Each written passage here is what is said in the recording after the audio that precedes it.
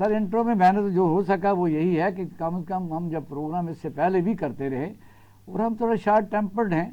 ہم نے ایک دفعہ روس کے خلاف استعمال ہوئے, دوسری دفعہ 9/11 میں استعمال ہوئے, اور اس کے بعد بھی ابھی بھی جب یہ کوئی معاہدے ہوتے ہیں تو پھر بھی ہم سے ڈیمانڈ ہی کی جاتی ہے کہ منرلز اینڈ مائن ہیں اور پھر ہمیں پٹرول نکالنا ہے.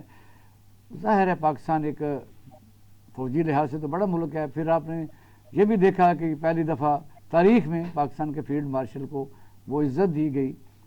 لیکن کیا یہ الائنمنٹ مستقل ہے یا انڈیا کو بالکل کارنر کر دیا گیا؟ اس پر ذرا اپنا ٹیک دیجیے. دیکھیے کوئی بھی مستقل نہیں ہوتی جہاں تک فارن پالیسی کا تعلق ہے. ہر چیز ٹیکٹیکل طریقے سے اور جو گلوبل ڈائنامکس ہوتی ہیں ان کے حوالے سے تبدیل ہوتی رہتی ہیں. اور یہ جو آپ نے ذکر کیا ہے تینوں بڑی طاقتوں روس, امریکہ, چائنا, یہ دیکھیں ان کے اپنے اپنے مفادات ہیں. اور امریکہ کے بنیادی طور پر تو ورلڈ وائڈ پاور ہے جو ان کی خارجہ پالیسی کا جو ایک اہم ستون ہے. اور یہ کوئی آج کی بات نہیں, یہ شروع سے یہی ہے. جب سے کولڈ وار ختم ہوئی ہے تو اس وقت تو یونیپولرٹی سے شروع ہوئی ہے تو امریکہ کی ورلڈ وائڈ پاور ہے. اور انہوں نے پاور کو مینٹین کیا ہے اور ثابت بھی کیا ہے کہ جس کے ساتھ ہیں یا جس کے دشمن ہیں وہ ڈیموکریٹس ہوں, ریپبلکن ہوں, ایک دور آتا ہے کہ دنیا کے جنگ لگاتے ہیں, دوسرا ٹرن پھر وہ تھوڑا سا جنگ. نہیں بات سنیں, بات میں میری آپ کی سوچ میں مانتا ہوں جو ہے, لیکن میں اپنی سوچ رکھتا ہوں. امریکہ میں صدر چاہے ڈیموکریٹ ہو یا ریپبلکن ہو, once he is in the White House تو پھر وہ امریکہ کا صدر ہوتا ہے. وہ ریپبلکن صدر نہیں ہوتا, وہ ڈیموکریٹ صدر نہیں ہوتا, کیونکہ وہاں کی جو اسٹیبلشمنٹ ہے, جو ڈیپ اسٹیٹ ہے, وہ اوور آل حکمرانی اس کی ہے. میں اچھی طرح جانتا ہوں, ٹھیک ہے, اور وہ کسی طریقے سے بھی کبھی بھی وہ الگ نہیں ہوئی اس کنفیگریشن سے جو ہوتی ہے.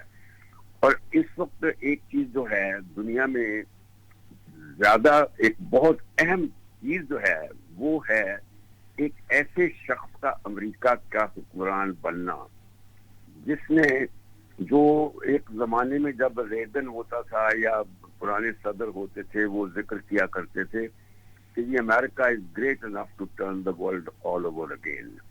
وہ بنیادی طور پر کوٹ کیا کرتے تھے کہ امریکہ کا جو جنگ آزادی کا بڑا پلر تھا مکین, ٹام مکین یا اس کا نام تھا تھامس مکین, اس کو کوٹ کرتے تھے. تو یہ امریکہ کے جو صدر کے طور پہ اس وقت جو دنیا کو بدلنے والا ہے, یہ ٹرمپ بدلنے والا تو ہے لیکن تہس نہس کرنے والا ہے. اور اس قسم کا ایک صدر پہلے بھی آ چکا ہے. وہ جارج ڈبلیو بش تھا جو بڑے بش کا بیٹا تھا 9/11 کے بعد, اس نے 2 جنگیں شروع کر دی تھی آتے ہی. اچھا, یہ جب 16 میں آیا ہے تو اس نے آتے ہی تہس نہس کا کام شروع کر دیا تھا. جو 2016 کی پہلی ٹرم تھی, اس نے ایک, کیونکہ یہ سمجھ لیجئے کہ یہ سیاستدان نہیں ہے, یہ جو عام پریزیڈنٹ ہوتے ہیں امریکہ کی اس طرح کا صدر نہیں ہے. یہ بنیادی طور پر ایک گیمبلر ہے, کسینو چلاتا رہا ہے. اور میں ان کو اس وقت سے جانتا ہوں جب میں امریکہ میں ہوتا تھا, لیٹ 70s سے 85 تک, اور پھر اس کے بعد میں دیکھتا رہا ہوں ان کو لاس ویگس میں یہ جوا خانے چلاتا ہے. تو یہ ایک کھلاڑی ہے اور جو صرف یہ جانتا ہے کہ اس کا پرسنل فائدہ کیا ہوتا ہے. یہ جتنے بھی اس وقت شارٹس مار رہا ہے وہ they are all driven by his personal مفاد. اور میں بتانا چاہتا ہوں, سر یہ کہہ سکتے ہیں کہ اس طرح اپنے ملک کے لیے وہ کہہ سکتے ہیں کہ وہ اپنے ملک کے لیے اس لیے بہتر ہے کہ جب اس نے اوتھ لی ہے اس کے بعد فوری طور پر جو پہلا کام کرنا تھا وہ سعودی عرب سے, آپ نے دیکھا کہ انہوں نے تو $600 بلین مانگا, وہاں سے $1000 بلین لے کے آ گیا. UAE میں قطر نے وہ کام کیا کہ شرمندہ کر دیا. تو یہ تو اس کے بعد پھر ایران کا مسئلہ ہوا. یعنی اپنی امریکہ کے لیے تو وہ پابندیاں لگانی ہو, سٹیزن شپ دینی ہو, یعنی جو پناہ گزین ہیں ان کے لیے قانون بنانے ہو, امریکہ کو امریکہ جا کے دیکھیے امریکہ جا کے پوچھیے، امریکنوں سے پوچھیے. اس نے پہلی ٹرم میں بھی یعنی دنیا کو تہس نہس کر دیا تھا. آپ سنتے جائیے نا. اس وقت پہلا کام اس نے یہ کیا تھا کہ جو نیوکلیر ڈیل تھا جو ایران کے ساتھ باقاعدہ P5 پرماننٹ 5 سیکورٹی کانفرنس انہوں نے نیگوشیٹ کیا تھا. 9-10 سال نیگوشیٹ کر کے وہ جولائی 2015 میں فائنلائز ہوا، سائن ہوا.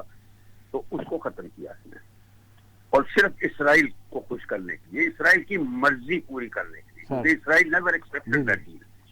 اس کے بعد پھر اس نے دوسرا کام یہ کیا کہ جیروسلم کو ریکگنائز کیا اسرائیل کا دارالخلافہ، اور اپنی ایمبیسی شفٹ کی. آج تک کسی امریکن صدر نے یہ نہیں کیا تھا، کبھی نہیں کیا دوسری جنگ عظیم کا.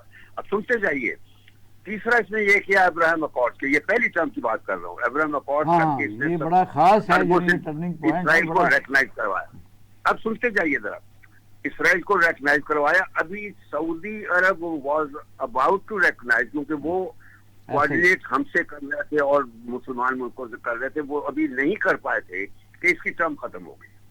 تو اس طرح وہ جو ایجنڈا تھا اس کا وہ پورا نہیں ہوا سیکنڈ ٹرم. اب جب یہ دوسری ٹرم میں آ رہا تھا تو فلسطینی جو تھے ان کو یقین تھا کہ یہ آئے گا تو اس نے اپنا ایجنڈا وہی ریوائیو کرنا ہے. تو انہوں نے اکتوبر 2023 میں، اب آپ سنتے جائیے، یہ جو حماس ہے اسرائیلیوں کی فلسطینین جو تنظیم ہے، انہوں نے اسرائیل پہ حملہ کیا. دیکھیے ان کو سب پتا تھا کہ وہ اس میں ہاریں گے، لیکن سیکریفائس دی انہوں نے اور سعودیوں کو رکوا دیا انہوں نے.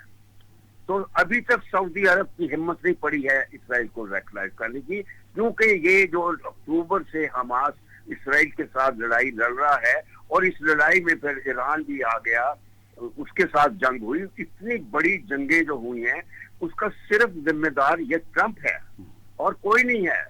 یہ میں بتا دوں آپ کو، یہ اس نے دنیا کو تہس نہس کیا. ابھی دوسری ٹرم میں آ کے اس نے وہی کیا کہ ایران پہ حملہ کروایا اسرائیل سے، بلکہ ڈائریکٹ بھی کیا کہ نسل کشی اور تیز ہو، یہ کروا رہا ہے. یہ میں آپ کو ایک چیز کہنا چاہتا ہوں کہ جو مودی نے پاکستان پہ حملہ کیا تھا وہ اس نے کروایا تھا. اس نے پاکستان کو ٹیسٹ کرنا چاہتا تھا. اس نے کہا کہ تم حملہ کرو پاکستان پہ، وہ انہوں نے کر دیا اور انہوں نے پھر مار کھائی. تو اس کے بعد سے پھر یہ ہمارے فیلڈ مارشل کا موت ہو گیا ہے.